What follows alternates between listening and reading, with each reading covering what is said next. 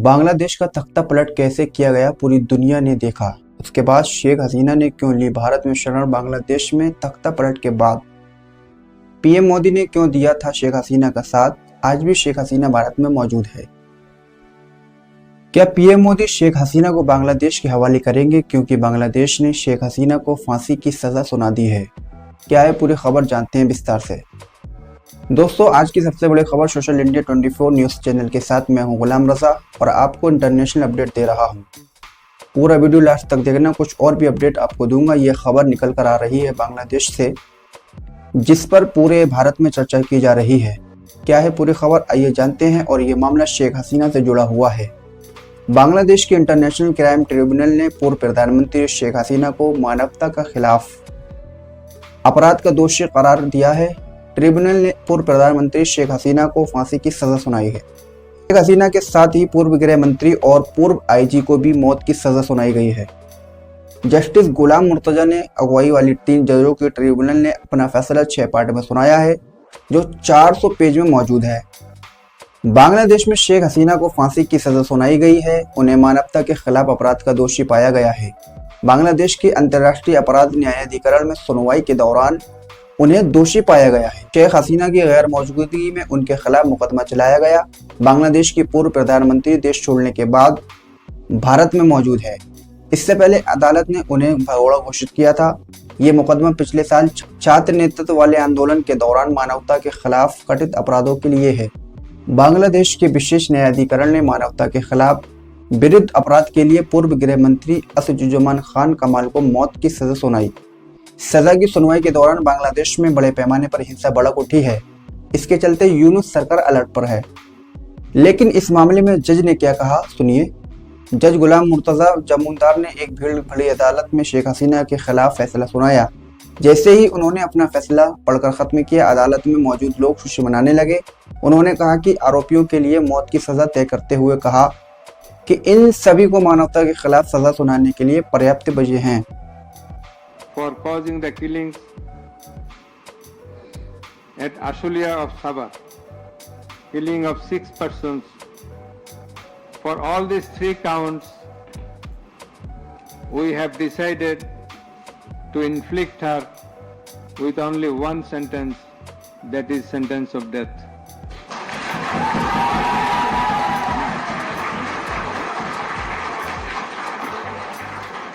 इस फैसले का राष्ट्रीय चैनल पर प्रसारण किया गया। न्यायाधिकरण ने कहा कि अभियोजन पक्ष में बिना किसी संदेह के ये साबित कर दिया गया है कि पिछले साल 15 जुलाई से 15 अगस्त के बीच छात्रों के नेतृत्व वाले आंदोलन प्रदर्शन पर घातक कार्रवाई के पीछे शेख हसीना का ही हाथ था।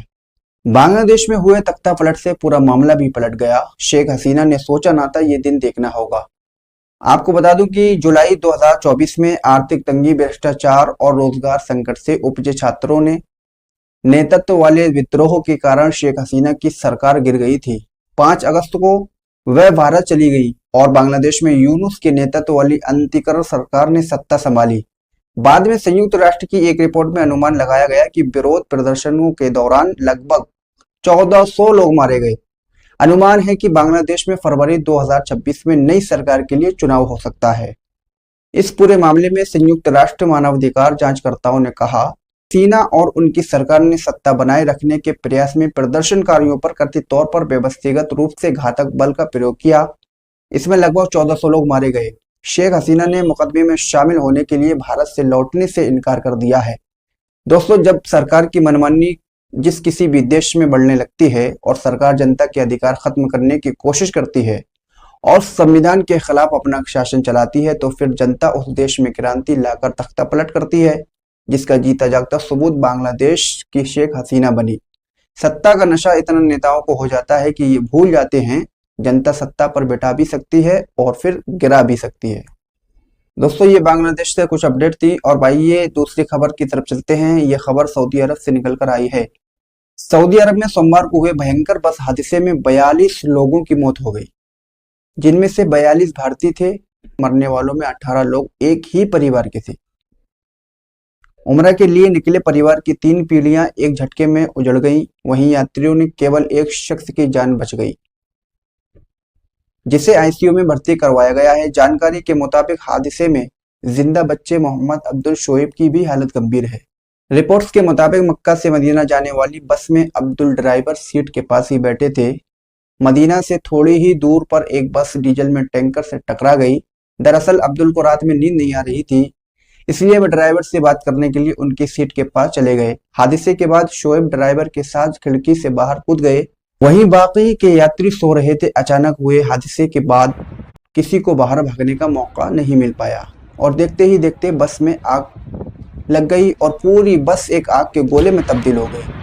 हिंदुस्तान टाइम्स की रिपोर्ट के मुताबिक अब्दुल के रिश्तेदार मोहम्मद तहसीन ने बताया, हमें सुबह के करीब 5:30 बजे फ़ोन आया। अब्दुल शोएब ने बताया कि इस हादसे में वह किसी तरह बच गया है, कहीं वहीं पूरी बस स्वाहा हो गई है। इसके बाद उनसे कोई बात नहीं हो पाई है। बाद में पता चला कि उन्हें अस्पताल में भर्ती करवाया गया है। अब्दुल शोएब अपने अम्मी अब्बू अब्दुल खदीर और गौसिया बेगम के साथ उम्रा पर गए थे। उनके साथ उनके दादा मोहम्मद मौलान और 3 अन्य परिवार के सदस्य भी थे। उनके साथ 4 अन्य लोग भी गए थे जो कि मक्का में ही रुक गए थे। शोएब ने उनमें से भी एक को फोन किया और बताया कि हादसे में उनके परिवार के लोगों की मौत हो गई है।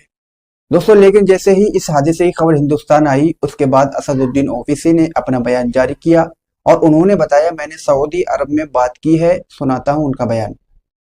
ये मुझे भी खबर अभी मालूम हुई है कि हैदराबाद के 2 ट्रैवल एजेंसी, एक fly zone tours and travels और अल मक्का हज एंड उम्रा के 42 हाजी मक्का से मदीना जा रहे थे बस में, और बस को आग लगने से मालूम हुआ कि सिर्फ एक शख्स की जान बची है। कंफर्म नहीं है, बात कह रहे हैं कि पूरों का इंतकाल हो गया। तो मैंने इंडियन एम्बेसी रियाद में जो DCM है अबू मैथिन जॉर्ज साहब से मेरी बात हुई और उन्होंने मुझसे कहा कि कौंसल जनरल जिद्दा भी और वो खुद इस पर मालूमात हासिल कर रहे हैं और जो भी ज़रूरी कार्रवाई करना है वो करेंगे।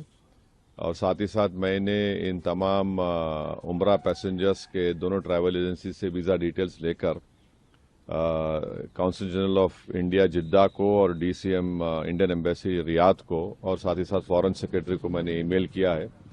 मेरी भारत सरकार से और ख़ास तौर से एक्सटर्नल अफेयर्स मिनिस्टर से जयशंकर साहब से ये रिक्वेस्ट है कि वो इमीडिएटली इस पर देखें और अगर जिन लोगों की डेथ हुई है उनके परिवार ये चाह रहा है कि उनकी डेड बॉडीज़ जल्द से जल्द इंडिया को लाई जाए और अगर कोई उसमें ज़ख्मी है तो उनको अच्छी से अच्छी वहाँ पर उनको इलाज हो सके। ये मैं रिक्वेस्ट करता हूँ हमारे एक्सटर्नल अफेयर्स मिनिस्टर से और भारत सरकार से। फिर प्रधानमंत्री नरेंद्र मोदी जी ने भी अपने एक ट्विटर हैंडल पर इस घटना की निंदा करते हुए कहा, मदीना में भारतीय नागरिकों से जुड़ी दुर्घटना से मुझे गहरा दुख हुआ है। मेरी संवेदनाएं उन परिवारों के साथ हैं जिन्होंने अपने प्रियजनों को खो दिया है। मैं सभी घायलों के शीघ्र स्वस्थ होने की कामना करता हूं। रियाद स्थित हमारा दूतावास और जेद्दा स्थित वाणिज्य दूतावास हर संभव सहायता प्रदान कर रहे हैं। हमारे अधिकारी सऊदी अरब के अधिकारियों के साथ भी निरंतर संपर्क में हैं। आपका बहुत बहुत धन्यवाद मोदी जी, जो आप मुसलमानों के दुख में शामिल हुए हैं। लेकिन मोदी जी के पोस्ट से एक तबका, एक झुंड बहुत ज्यादा खुशियां मना रहा है, मजाक बना रहा है। मैं कुछ स्क्रीन पर कुछ फोटो लगा रहा हूं और आप देखिए किस तरह मोदी जी के पोस्ट पर कमेंट किए जा रहे हैं। लेकिन मैं उनको बता दूं, समय का पहिया रुकता नहीं है, घूम फिर कर वापस आता है। इस बात को याद रखना, समझने वाले समझ गए होंगे मैं कहना क्या चाहता हूं। दोस्तों, आज की जो अपडेट थी मैंने आपके सामने रखी है। ऐसे ही सच्ची और अच्छी खबरों के लिए इस चैनल को सब्सक्राइब कर लो और वीडियो को लाइक शेयर करके सऊदी अरब में हुए इस हादसे के लिए आप एक कमेंट जरूर करना। इस रिपोर्ट को आगे शेयर करो, फॉरवर्ड करो। आपका बहुत बहुत शुक्रिया। जय हिंद।